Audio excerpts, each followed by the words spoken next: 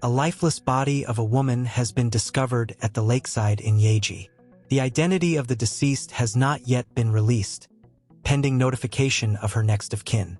According to eyewitnesses, a group of people visiting the river spotted the body on the shore and immediately alerted the authorities. "We are treating this as a sudden death and will conduct an autopsy to determine the cause of death," said Duasandra, the Nadmo district director, adding that investigations are ongoing. The woman, believed to be in her mid-30s, was reportedly wearing a black gown. Police, in collaboration with Nadmo officials and the Navy, have conveyed the body to St. Matthias Hospital for further examination and investigation. The Ahafawano Premier Rural Bank has commissioned 6 boreholes to help address the persistent water crisis in parts of the Ahafawano Southwest District. The beneficiary communities include Wyoso, Mancranso, Apanapamso, and Apremity in the Ashanti region. The intervention is aimed at providing access to clean and safe drinking water following the destruction of major water bodies by illegal mining activities, popularly known as galamsey. Residents in some communities in the Ahafawano Southwest District have for years struggled to access potable water, as rivers and streams have been heavily polluted and, in some cases, completely destroyed. Newly recruited teachers from the 2024 cohort are picketing at the Ghana Education Service, GES, demanding the issuance of their staff identification numbers and the payment of outstanding salaries and allowances. According to their leader, Daniel Adu, the affected teachers have worked for 14 months without pay due to delays in processing and releasing their staff IDs since 2024. The teachers are appealing to the Director General of GES to urgently intervene, insisting that despite repeated assurances, no concrete action has been taken to resolve the matter. The municipality of Dani 1, located in the Plateaus region, is turning to its natural and cultural heritage to drive local development. Municipal leaders want to build a structured tourism offer around sites that remain largely underexploited. Priority areas include Agumaka, Akpalagbo, and Takpla, all known for their natural appeal. The municipality also plans to open newly identified waterfalls to the public, expanding its portfolio of attractions. According to Mayor Paul Kasivio Nyairan, these projects are part of the 2026 activity program. The goal is clear: attract more visitors, both domestic and international, while generating direct economic benefits for local communities. The United Nations has revised downward its estimate of Togo's population following the full integration of the 2022 census results. The adjustment, close to 12%, has led to changes in several macroeconomic indicators, including GDP per capita, which has been revised upward by more than 14%. According to updated figures published by the UN Population Division, the country had just over 8.13 million inhabitants in 2023. Togo remains one of the youngest countries in West Africa, while continuing a gradual demographic transition that has been underway for decades. Togolese energy solutions company KYA Energy Group signed a partnership agreement last week in Lomé with Ivorian firm Optima.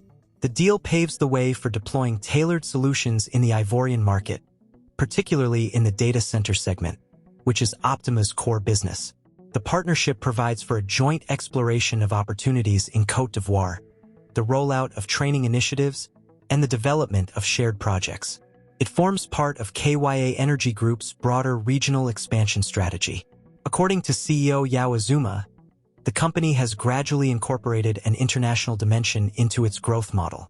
After establishing a presence in Niger, Benin, and Mali, the group is now aiming to strengthen its foothold in Côte d'Ivoire. KYA Energy Group says its choice of Optima is driven by the company's expertise in designing and managing data centers, facilities that require stable, uninterrupted power supply. Iran's Foreign Minister Abbas Araghchi says indirect nuclear negotiations with the United States have made good progress, as Washington reiterated that military action remains an option if diplomacy collapses. The latest round of talks, mediated by Oman, took place Tuesday in Geneva, amid heightened military posturing by both sides in the Gulf region. Agreement on guiding principles. Speaking to Iranian state television after the meeting, Araghchi said both sides had reached a broad understanding on key principles that will shape the next phase of negotiations. Ultimately, We were able to reach broad agreement on a set of guiding principles, based on which we will move forward and begin working on the text of a potential agreement," he said. He described the discussions as an improvement on the previous round held in Oman earlier this month, adding that negotiators now have a clearer framework for drafting a possible deal. The Prince William has spoken candidly about mental health, revealing that he takes time to understand my emotions and reflect on his feelings. In a special episode of BBC Radio 1's Life Hacks, the Prince of Wales joined host Greg James for a panel discussion focused on male suicide. He stressed the need for more male role models to speak openly about their mental health, arguing that such visibility would help make conversations about emotional well-being second nature. Mental health advocacy has long been central to the Prince's work. His charitable organization, the Royal Foundation, is committing £1 million toward the creation of a national suicide prevention network. According to the Office for National Statistics, suicide was the leading cause of death among people aged 20 to 34 in England and Wales in 2024. Prince William described the scale of male suicide in the UK as a real national catastrophe, suggesting that it is still not discussed widely enough. Talks involving Russia, Ukraine, and the United States aimed at ending Moscow's war in Ukraine have ended without a decisive breakthrough. The trilateral negotiations, held in Geneva, stretched late into Tuesday and resumed briefly on Wednesday for about 2 hours. Despite earlier optimism from U.S. envoy Steve Witkoff, both the Russian and Ukrainian sides described the discussions as challenging. According to a Ukrainian diplomatic source, limited progress was achieved on certain military matters, including discussions on the current front line and mechanisms for monitoring a potential ceasefire. However, the core dispute over territory, central to any lasting truce, remains unresolved, with positions in Moscow and Kiev still significantly apart.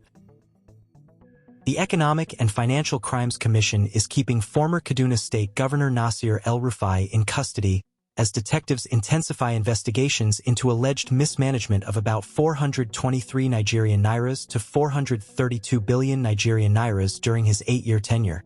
El-Rufai, who honored an invitation at the EFCC headquarters in Jabi, Abuja, arrived on Monday morning and has now spent at least 2 nights in detention while answering questions on loans, contracts, and financial transactions executed between 2015 and 2023. Sources at the commission said investigators are scrutinizing reports of a Kaduna State House of Assembly ad hoc committee, which accused the former governor and some of his aides of abuse of office, contract inflation, money laundering, and diversion of public funds. The panel had alleged that huge loans obtained in the name of the state were either misapplied or not properly accounted for and recommended that El-Rufai, commissioners of finance and accountants general during the period be referred to anti-graft agencies for prosecution. Officials hinted that the EFCC may approach a court for a formal remand order to lawfully extend El-Rufai's stay in custody beyond the initial hours permitted by law, to enable them complete key interrogation sessions. His lawyer, A.U. Mustafa, SAN, confirmed that the former governor remains in EFCC custody but insists his client has cooperated fully with investigators while pushing for bail. President Bola Tinubu has called on Christians and Muslims to use the rare coincidence of Lent and Ramadan starting on the same day this year as a fresh opportunity to deepen unity, peace, and mutual respect in Nigeria. He described the simultaneous commencement of the 2 holy seasons as an uncommon event that underlines the shared values of sacrifice, devotion, and compassion at the heart of both faiths. In a personally signed message, the president urged the faithful to promote good neighborliness, national stability, and prayers for Nigeria's progress and security throughout the fasting periods. The African Democratic Congress has said the Economic and Financial Crimes Commission's prosecution of former Attorney General Abubakar Malami and ex-Kaduna Governor Nasir El-Rufai will not intimidate opposition politicians or weaken the party's resolve. ADC National Publicity Secretary Balaji Abdullahi described the cases as selective prosecutions that appear politically motivated.